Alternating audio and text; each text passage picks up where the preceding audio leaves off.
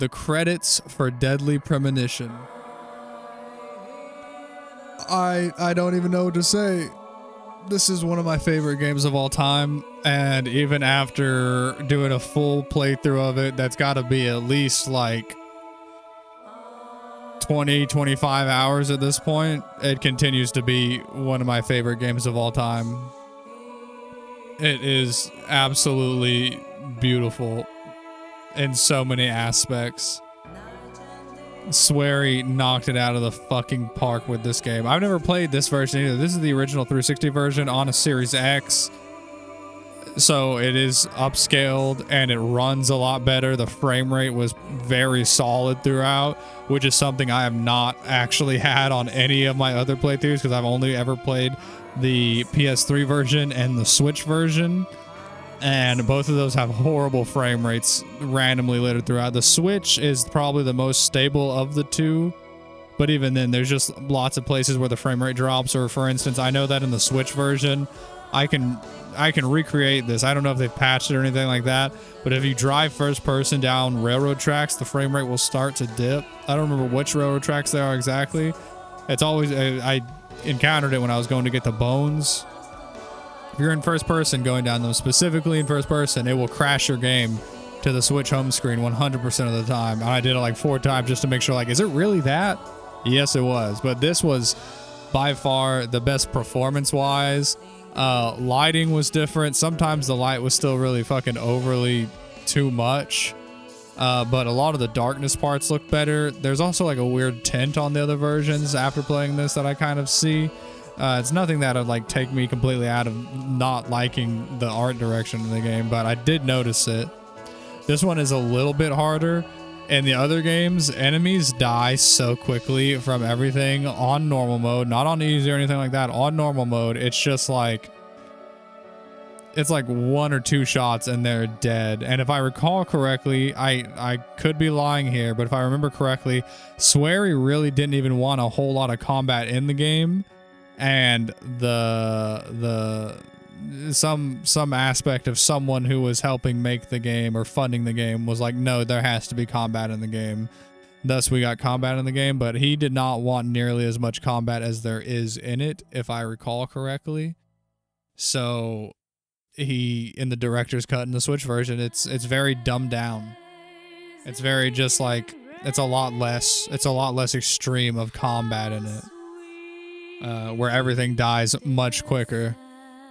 But, I mean, overall, it still wasn't, like, too much harder. It's not like I played on hard either, though, so I can't really speak for it. But, like, this is one of those games that's not much better on, you know what I mean? It's not like Ninja Gaiden, where you'd go back and you play Ninja Gaiden Black on a harder difficulty, and it's like, oh, those are fully different enemies with different movesets put in different places. That shit's cool. This one's hard mode is just like, you take more damage, you do less damage. Not a big fan of that, but once again, I'm assuming probably if Suehiro had his entire way, he would just be like, hey man, fuck off. Like, there's no difficulty options because there's not that much combat. It's there for a couple parts. Incredible game though overall still. The entire thing. As a big Twin Peaks lover, I found this game after I had watched all of Twin Peaks. Actually, I played it before Return came out on Twin Peaks, if that puts you somewhere in about the timeline of when I played it.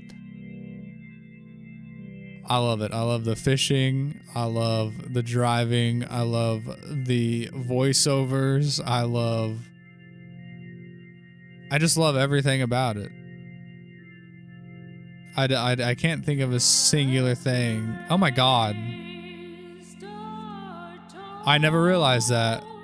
All of the characters, it's A, B, C's for the whole thing, but there's 2 for eyes for the 2 twins. There's 2 eyes.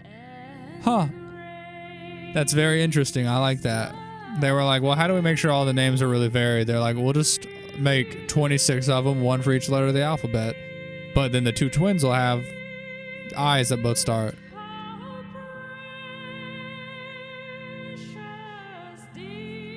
Wow. I love York. I love Zach. York is genuinely one of my favorite characters of all time. I can't get enough of York. The soundtrack is great. Audio leveling, horrible. I'm going to be real with you. The audio levels in this game are absolute dog shit. And that's okay because it gets made up for in a million different ways. You know what I mean? Sometimes you can't hear the words. I think subtitles are on by default, so it's fine. It doesn't bother me. As someone who's played the game through 8 times, it doesn't bother me in the slightest.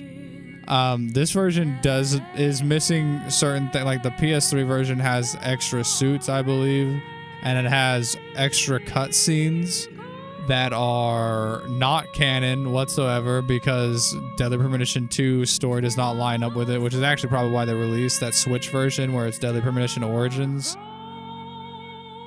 Because it goes back and removes the extra cutscenes in the PS3. But both versions are still, all 3 versions are great still. I don't care. Any way that you can play this game, play this fucking game, bro.